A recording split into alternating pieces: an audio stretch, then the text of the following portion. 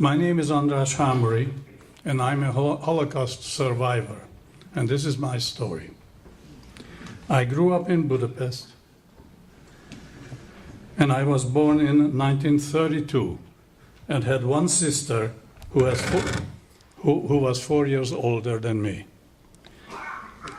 My sister, this is my sister. We lived a comfortable life with my mother and my father in the center of Budapest. My father here, he was an officer in the First World War for the Austro-Hungarian army. This is a picture of him. And this is a picture of my mother.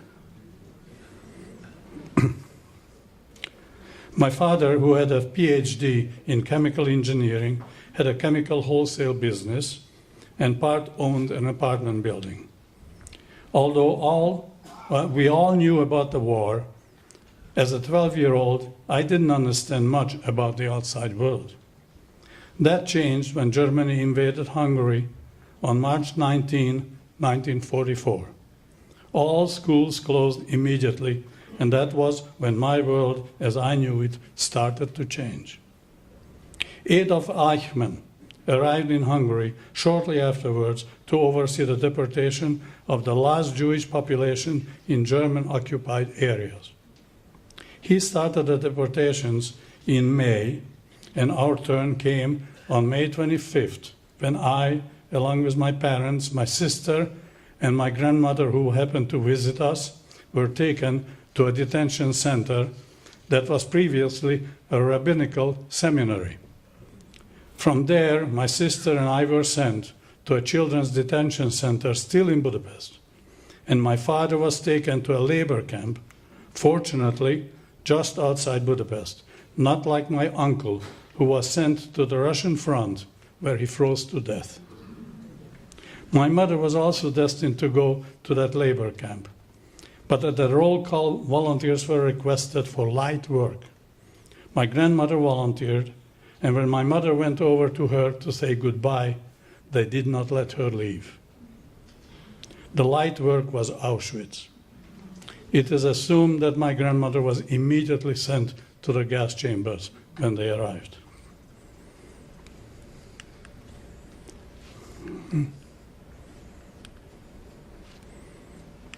Yeah, right.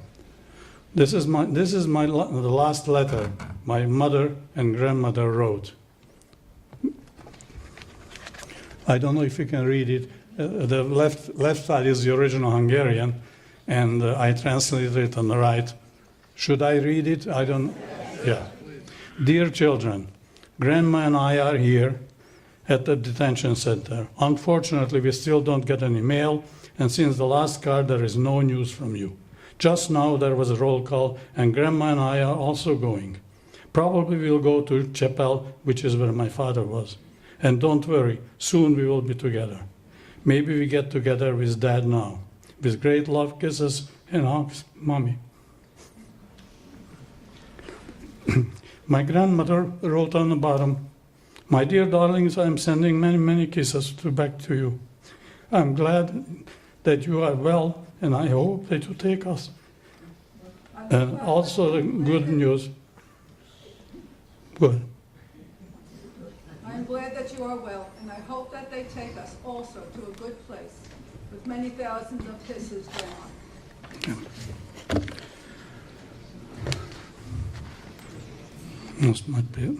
Lost my place in the meanwhile. Sorry.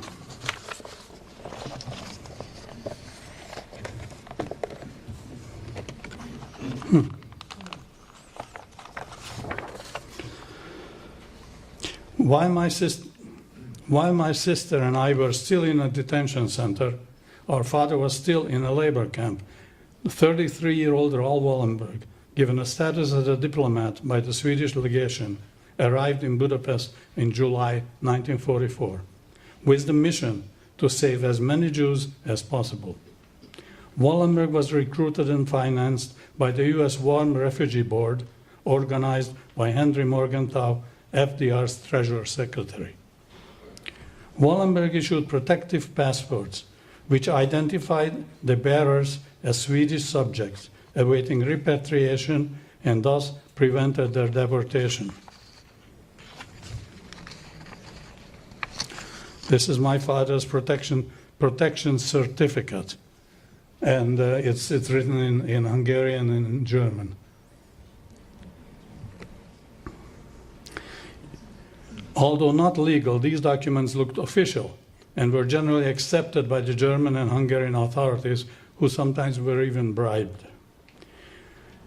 Using his diplomatic status, Wallenberg appeared often at deportation sites where he pulled people out of the cattle cars, death marches, and gave them passports. This is how we must have saved my father from deportation. Unfortunately, I have never discussed this with my father. We all have some regrets in our lives, and that's one of mine. Having Swedish papers, my father was able to get my sister and I released from the detention center in August. This is a release document which says that for the purpose of obtaining ration tickets, I certified that Dr. Ferenc Hamori, a chemical engineer who was under my guard from May 25th until August 23rd, based on the decision of the government, was released by me as a Swedish citizen on this day. This was in August 23rd. The three of us moved into one of the Swedish protected buildings, rented by Wallenberg within Budapest. These buildings had diplomatic immunity. Wallenberg rented 32 buildings, hung signs such as Swedish Library, Swedish Research Institute on their doors, and hung oversized Swedish flags on the front of the buildings to bolster the deception. The buildings eventually housed almost 10,000 Jewish people. My father even became an employee. This was his Swedish work certificate with Wallenberg's signature on it. You can see on the top lower right is Wallenberg's signature.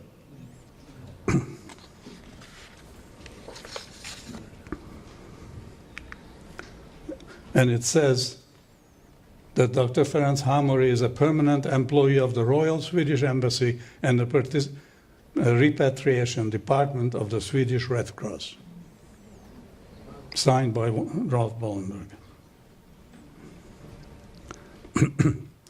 It became obvious that the war was lost by the Axis, Germany, Japan, Italy. The Hungarian government declared a ceasefire on October 15, wanted to get out of the war. But the Germans immediately took over the control of the country and put Hungarian Nazis, the Arrow Cross, into the government. My father was rightfully worried that with the extremists in power, our security may collapse. So he sent my sister to a convent where 21 Jewish girls were hiding, and he sent me to a Gentile friend. The Russian army completely surrounded the city on December 24th. Shortly afterwards, a nun at the convent notified the fascist Arrow Cross that controlled the government about the girls hiding in the convent.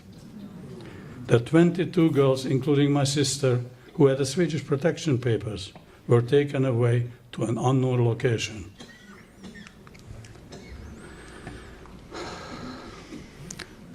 Lila, could you read it, please, for me? I'm sorry, I will read this. Yeah, I can't read it.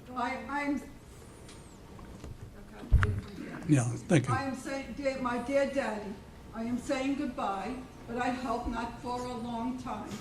Don't worry about me. I will attempt to endure everything with a strong spirit. I am bringing my Swedish documents with me. Please try to do everything possible. I am saying again, don't worry. The good God's mercy will help me. Pray a lot for me. I hope this will not last long. But even until then, I offer all this from Mom. Your always loving daughter, Judy. I can't.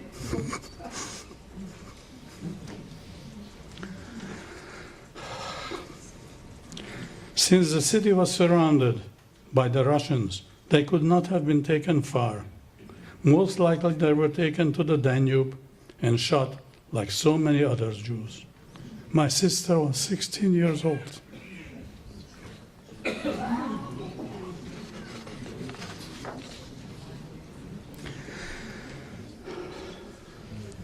Pest, the right side of the city was liberated in January, so I returned to my father. The whole city was not freed until the end of March, and we were in bomb shelters all along. I have to give Wallenberg a special tribute since he saved my father and my life. He was a courageous, selfless human being who risked his own life to save thousands of others. In the end, because of his American connections, Wallenberg was arrested as a spy by the Russians, and he disappeared in the Gulag. Officially, he was declared dead by the Soviets in 1947, but his presence in prisons was reported as late as 1987. Wallenberg is recognized as a righteous Gentile, with memorials not only in Budapest, but all over the world. At least 2 in New York City, including a street named after him, and naturally in Yad Vashem. This is a memorial in Budapest. One of them, actually there are 2 in Budapest. Later in 1945, my father received a letter from a fellow prisoner, Eva. I pushed the wrong button. I screwed it up. Anyway, you couldn't read it because it's a long letter, and I asked Lila to please read it. So my father received a letter from a fellow prisoner, Ito Braun, who described their life in Auschwitz.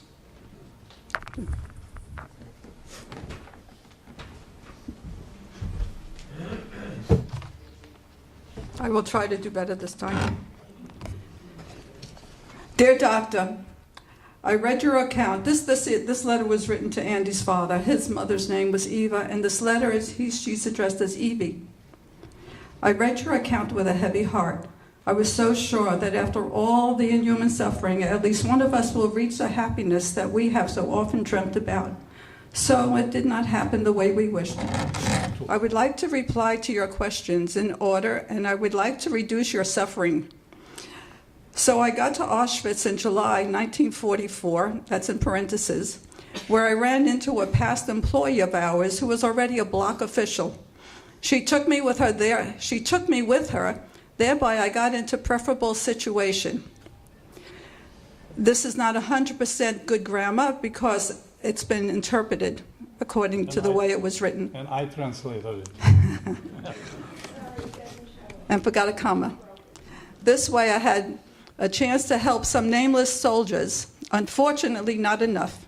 Evie got to this block and we got to know each other well and happily discovered our identical outlook. We have talked hours at a time and we really consoled each other since I am also a hopeless optimist. She talked about her happy marriage, successful children, and she was convinced that you will all see each other again. She knew that you went to Hardy Ligay, and she thought the children were placed in Kobanya, into an orphanage, and probably it gave her the most strength to endure the worst was that she knew you were safe.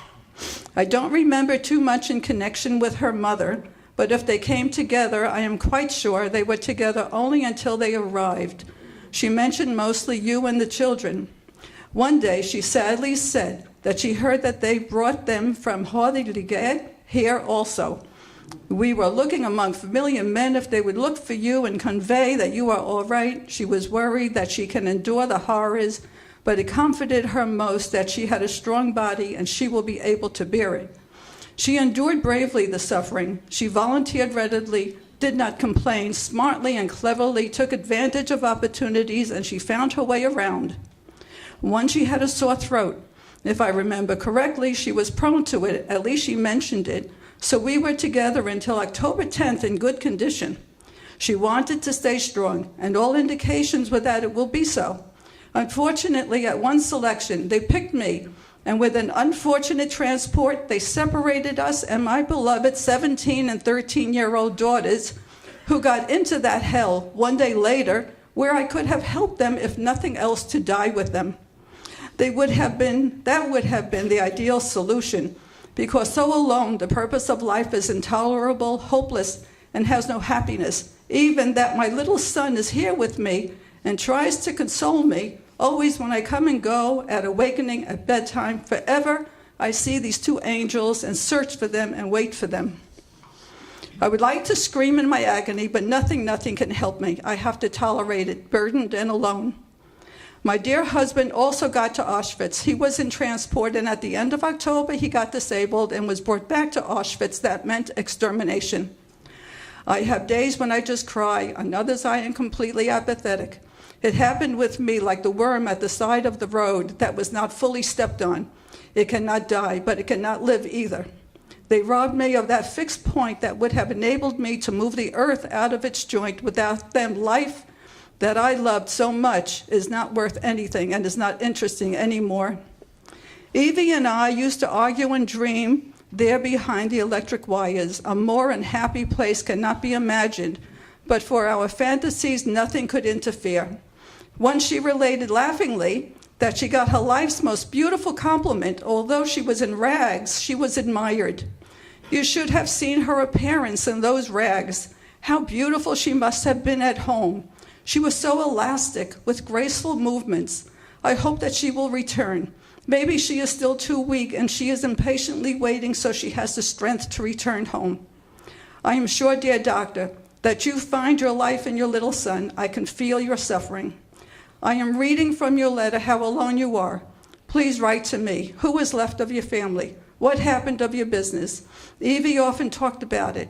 I imagine with all the anger you lost weight and your nerves are in bad shape. I would have liked to write something soothing so you can regain your mental balance.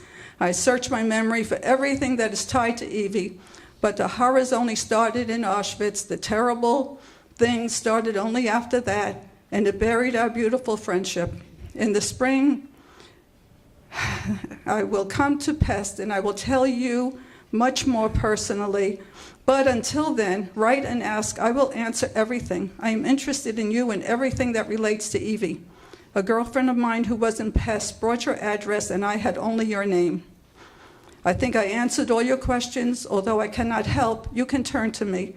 I will try to reconstruct the past even better. Until then, with warm sympathy, I am sending my greetings.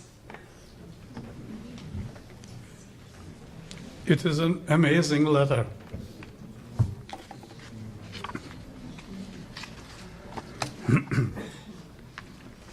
As the Russians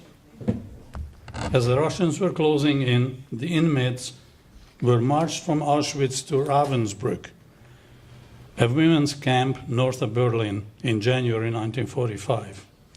An other friend described how my mother developed dysentery, which drained her completely and collapsed unconsciously, and was taken to the so-called hospital from where she did not return.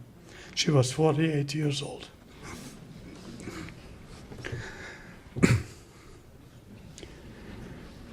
My father remarried a widow who lost her husband in a work battalion on the Eastern Front, just like my uncle. She had a small son also named Andras, whom my father adopted. The fact that we both share the same name is still causing curiosity. Life did not become easy.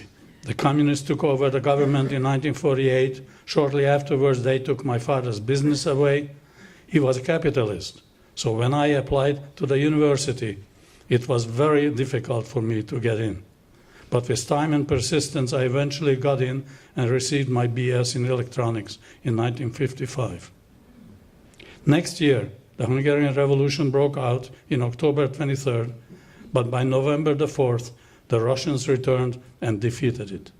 Having lost hope of any improvement and seeing an opportunity to escape in initial confusion, I walked across the Austrian border to freedom, and on December 21st, I arrived in the US as a refugee. Thank you very much.